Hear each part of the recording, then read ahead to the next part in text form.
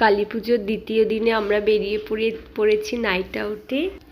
আজ রাতে আমরা যাব নৈহাটি বড়মার কাছে, বড়মাকে দেখব বলে।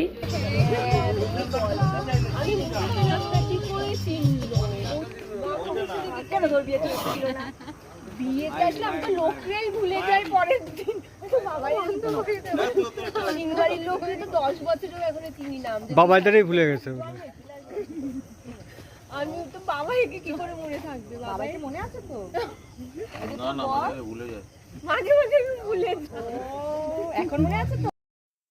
আর নৈহাটি যেহেতু অনেকটা রাস্তা, একটু টি ব্রেক নিয়ে নিলাম আমরা। নিতে নিতে আবার বাইকে করে চলে এসেছি বড়মার উদ্দেশ্যে। আর দেখতে দেখতে আমরা নৈহাটি পৌঁছে গেছি। নৈহাটি পৌঁছেই আমরা এই মণ্ডপটিতে প্রবেশ করেছিলাম এবং এখানটায় ছিল অনেক রকমের আয়না দিয়ে, নানান রকমের শেপের আয়না ছিল। সেখানটা দাঁড়ালে আমি সেই শেপের মতো করে আয়নায় নিজের প্রতিবিম্ব দেখতে পাচ্ছিলাম। আমার তো বেশ লেগেছিল। আর নৈহাটিতে প্রত্যেকটা প্যান্ডেল আর ঠাকুর দুটোই ছিল অসাধারণ, আমার বেশ লেগেছে। আর আমরা যারা গেছিলাম আমাদেরও সবার বেশ লেগেছে। প্যান্ডেল ঘোরা হয়ে যাওয়ার পরে আমরা বেরিয়ে পড়েছি আরেকটি প্যান্ডেলের উদ্দেশ্যে। এখানটায় এসে দেখি তো মেলা তো বন্ধ হয়ে গেছিলো, কারণ আমরা অনেক রাতে পৌঁছেছিলাম। আর এখানে ভূতের প্যান্ডেল হয়েছিল, ভীষণ ভয়ের একটা সাউন্ড দেওয়া ছিল, কিন্তু আমাদের ভয় লাগেনি। আর আমরা যেহেতু খুব ক্লান্ত হয়ে পড়েছিলাম তাই একটু আইসক্রিম খেয়ে নিয়েছিলাম। বাবাই তো একটুও আমার সাথে ভিডিও করতে চাইছিল না, বাট আমি জোর করে ওর হাত ধরে বলছিলাম যে আসো আমরা একটু ভিডিও করি। আর ভীষণ মজা করছিল আমাদের। আমরা একটু কিন্তু আইসক্রিম খেয়েছিলাম, তোমাদের দেখালাম। আর সেরকম কিছু খাইনি, কারণ আমরা বাড়ি থেকে গল্প করতে করতে যেহেতু আসছিলাম। আমরা কিন্তু বড়মা যেই রোডে হয়, বড়মার মন্দির যেখানে, সেই রোডটি কিন্তু আমরা প্রবেশ করে গেছি। আর দূর থেকে আমরা দেখতে পাচ্ছিলাম বড় মায়ের আসল যে মন্দির, সেই মন্দিরটি। এই যে হচ্ছে বড় মায়ের মন্দির, আর তার কিছু দূরেই রয়েছে বড় মার মূর্তি। রাত যদিও বা বেশ গভীর ছিল, কিন্তু ভিড়ও কিন্তু বেশ ছিল। বলতে পারো লোক যেন একেবারে ঠাসা ছিল বড় মায়ের সামনে।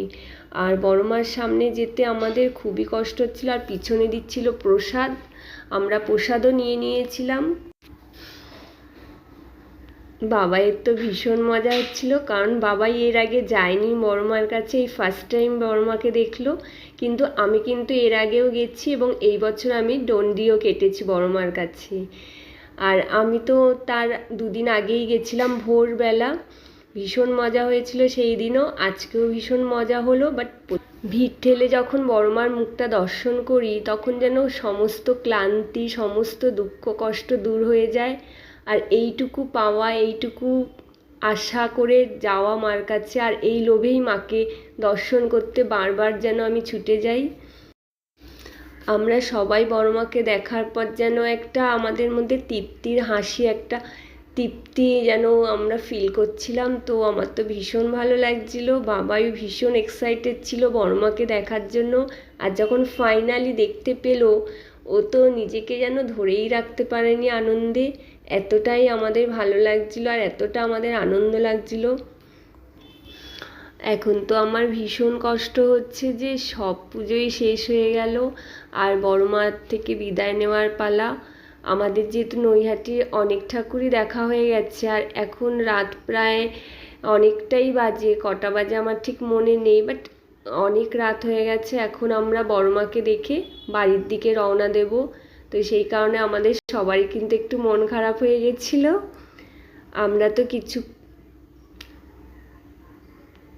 তো কিছুক্ষণ বড়মার এই মন্দিরের পিছনে দাঁড়িয়ে বড়মার দিকে তাকিয়েছিলাম। ভাবছিলাম আবার 1 বছরের অপেক্ষা, আবার সেই দীর্ঘ 1 বছর, 365 দিন পরে আবার মাকে আমরা এই রূপে দেখতে পাবো। মাকে তো আমরা সবসময় দেখতে পাচ্ছি বা পাই, বাট এই রূপে দেখার যে একটা আনন্দ, সে অপেক্ষা, সেটা রয়েই যাবে। আর এই অপেক্ষাটা যেন খুব আনন্দের হয়। মা তুমি সবাইকে দেখো। মা তুমি সবার আশা পূরণ করো আর সবার মঙ্গল করো, আর সবাই যেন সুস্থ থাকতে পারে, আর আবার 1 বছর অপেক্ষা করার পর আবার হাসি মুখে যেন আমরা তোমার কাছে আবার আসতে পারি, ঠিক এই আশাটাই করি। সবাই ভালো থেকো। আর দেখতে দেখতে পুজো তো কেটেই গেল,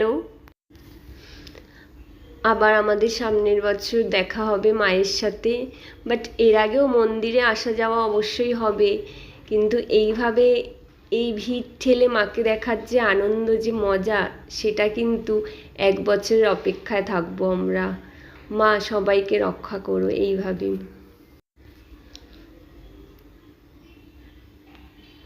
আমরা এবার বাড়িতে যাব, তার আগে একটু বসে নিয়েছি, কারণ এত হাঁটাহাঁটি করেছি না, প্রচুর হেঁটেছি, আর আমাদের পাও খুব ব্যথা হয়ে গেছে, তাই একটু এবার আমরা সবাই সবার বাইকে উঠবো, উঠে সবাই চলে যাব সবার বাড়ির দিকে। তো তোমরা কেমন করে কাটালে কালী পুজোর শেষ দিন? আমরা তো কালী পুজোর শেষ দিন ভীষণ মজা করে কাটালাম, আর তোমরাও অবশ্যই মজা করে কাটিয়েছো। কিন্তু আমরা না একটু বেশি এক্সাইটেড ছিলাম, যেহেতু বড় মার কাছে এসছি, পুজোর শেষ দিন বড় মাকে বিদায় জানিয়ে আজকে আমাদের পুজোর হয়তো এটাও আমাদের শেষ দিন। এরপর হয়তো আবার সামনের বছরের জন্য আমরা ওয়েট করে থাকবো। সেই কারণে আমরাও ভীষণ হ্যাপি, ভীষণ ভীষণ ভীষণ হ্যাপি। আর বাবাই চলে এসছে বাইক নিয়ে, এবার আমরা উঠে পড়বো, আর আমিও যাচ্ছি বাড়ির দিকে। তো লেটস গো। আমাদের বাড়িতে ফিরতে ফিরতে অনেক ভোর হয়ে গেছিলো, প্রায় সকাল হয়ে গেছে বলতে পারো, কারণ অনেকটা বড় রাস্তা, সেই কারণে অনেকটা দূরের রাস্তা, ওই কারণে ভোর হয়ে গেছে। আর আমার তো ভীষণ ঘুম পেয়ে গেছিলো, বাবাইয়েরও ঘুম পেয়েছিল, বাট ও বাইক চালাচ্ছিল খুব কষ্ট করে। টাটা।